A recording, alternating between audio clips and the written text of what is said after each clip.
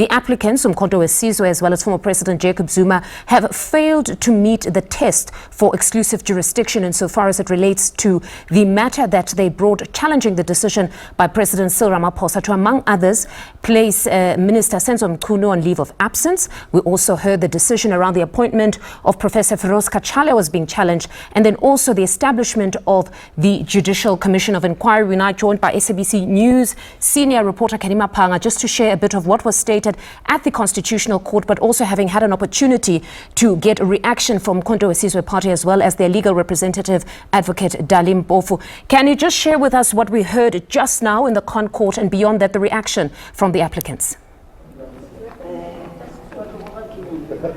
Indeed, good afternoon to you, Mfundo, and to the viewers. Less than 24 hours after we heard this challenge to the three related decisions regarding the leave of absence granted to Police Minister Senzo Mchunu, and then, of course, the subsequent appointment of Professor Cachalia as acting Police Minister, and the establishment of the Judicial Commission of Inquiry regarding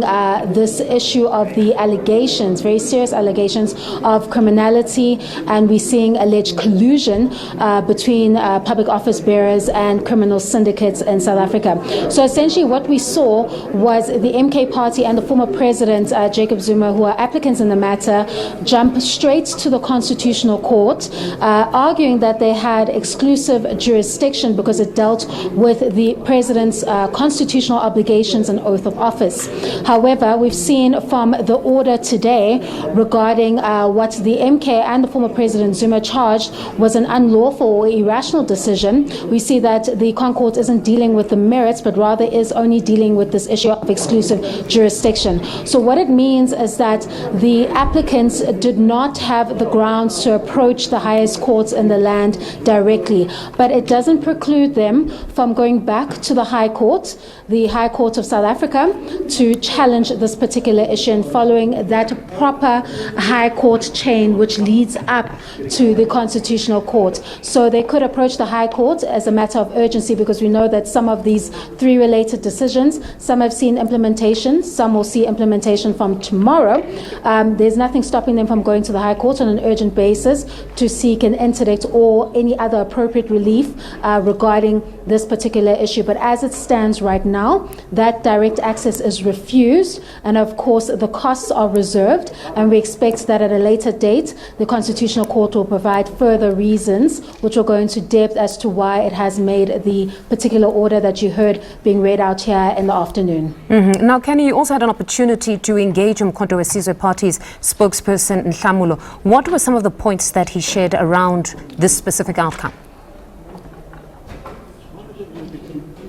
Indeed. Well, the MK party, it's no shocker, they are not happy about this particular order that has come out by the Constitutional Court. However, despite the fact that it doesn't close doors on the options that they have, they cannot at this stage give a definitive answer as to whether they'll be approaching the High Court to seek the appropriate relief, or at least challenge it at that level on an urgent basis. As things stand right now, we hear the spokesperson Nhlanhla stating that they will now leave it in the hands of South Africans regarding this particular issue. While it is a loss, all it is stating, the Constitutional Court rather, is that you cannot